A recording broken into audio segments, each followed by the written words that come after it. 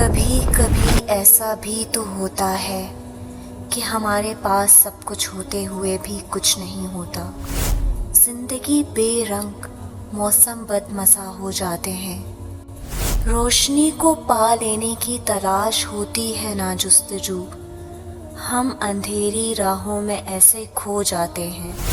کبھی کبھی ایسا بھی تو ہوتا ہے، پل بھر میں جذبات، حالات، احساسات بدل جاتے ہیں، جن سے کبھی حال دل کہہ دیا کرتے تھے وہ آشنا چہرے، ان کے انداز بدل جاتے ہیں۔ کبھی کبھی ایسا بھی تو ہوتا ہے، سکون کی طلب لیے ہم الجھنوں میں ہی پھنستے چلے جاتے ہیں۔ وہ ایک سوال جس کا جواب اپنے پاس ہوتا ہے، فقط اسے ڈھونڈنے جانے کہاں نکل جاتے ہیں۔ ہم میں سے ہر انسان کسی نہ کسی موڑ پر اتنا بے بس ہو جاتا ہے کہ اسے زندگی میں بہتری کی کوئی امید نظر نہیں آتی۔ زندگی کب کسی کے لیے آسان ہوتی ہے؟ بس ہر ایک کا سفر مختلف ہوتا ہے۔ کوئی کہہ کر اپنا غم بانٹ لیتا ہے تو کوئی اپنے دکھوں کو اپنے سینے میں دبا کر جینے کی عادت ڈال لیتا ہے۔ زندگی کا فلسفہ سمجھ لو تو بہت آسان ہے، اور اگر نہ سمجھ سکو تو اس سے مشکل کوئی شے نہیں۔ آج کی اس ویڈیو میں ہم کچھ ایسی نشانیوں کی بات کریں گے جن کا آپ کی زندگی میں ظاہر ہونا اس بات کا ثبوت ہے کہ اللہ نے آپ کو اپنے قریب ہونے اور اپنی رحمتوں کے حصول کے لیے چنا ہے۔ سب سے پہلی نشانی یہ ہے کہ آپ کو دل سے یہ یقین محسوس ہو کہ اللہ آپ سے محبت کرتا ہے اور آپ کی دعائیں قبول ہو رہی ہیں۔ آپ کو اپنے گناہوں کے باوجود اللہ کی رحمت پر بھروسہ ہونے لگے۔ اگر آپ کو یہ احساس ہو رہا ہے کہ اللہ نے آپ کو چن لیا ہے تو یہ ایک عظیم خوش نصیبی اور اللہ کی بے پایہ محبت کی علامت ہے۔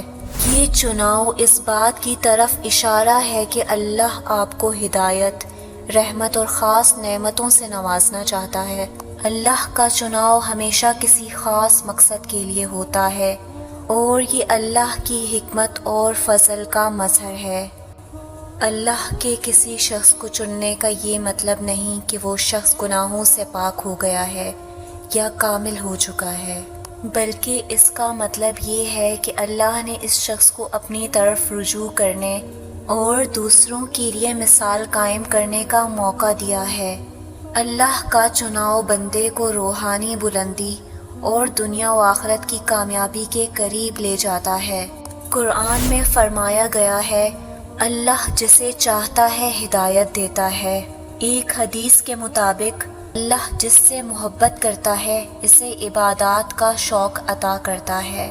اگر آپ کو نماز، روزہ اور قرآن کی تلاوت میں سکون مل رہا ہے تو یہ اللہ کی جانب سے چناؤ کی علامت ہے۔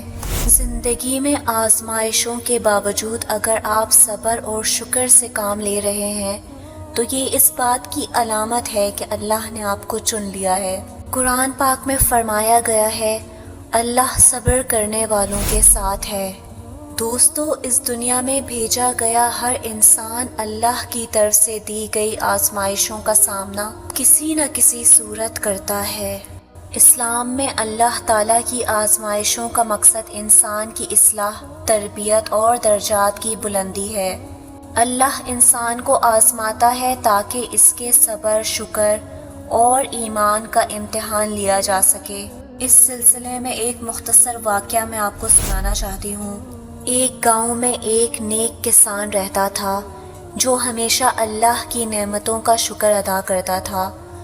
وہ بہت عبادت گزار اور صابر تھا۔ ایک دن اللہ نے اسے آزمانے کا فیصلہ کیا۔ ایک رات شدید طوفان آیا جس نے کسان کے کھیتوں کو مکمل طور پر تباہ کر دیا۔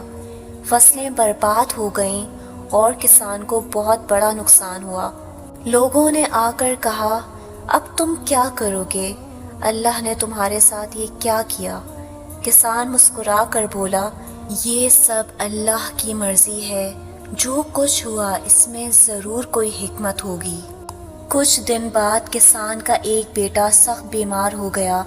تمام علاج ناکام ہو گئے اور لوگ پھر سے کہنے لگے اللہ تمہیں اسی طرح مشکلات میں کیوں ڈال رہا ہے؟ کسان نے جواب دیا اللہ ہمیں ہمارے گناہوں سے پاک کرنے اور ہمارے ایمان کو مضبوط کرنے کے لیے آزماتا ہے۔ کسان نے صبر کیا اور اللہ سے دعا کرتا رہا۔ آزمائشوں کا سلسلہ جاری رہا۔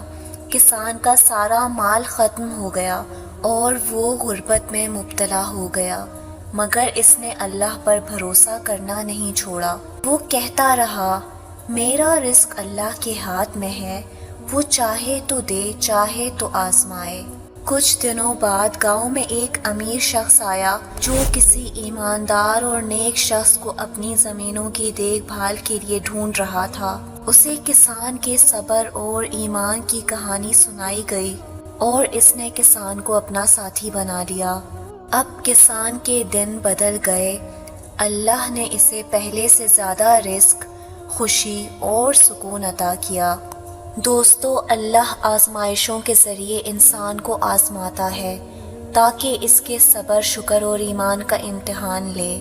آزمائش کے بعد ہمیشہ آسانی اور برکت آتی ہے۔ قرآن میں فرمایا گیا ہے بے شک ہر مشکل کے ساتھ آسانی ہے اور اللہ انہی لوگوں کو چنتا ہے جو مشکل حالات میں صبر اور شکر سے کام لیتے ہیں۔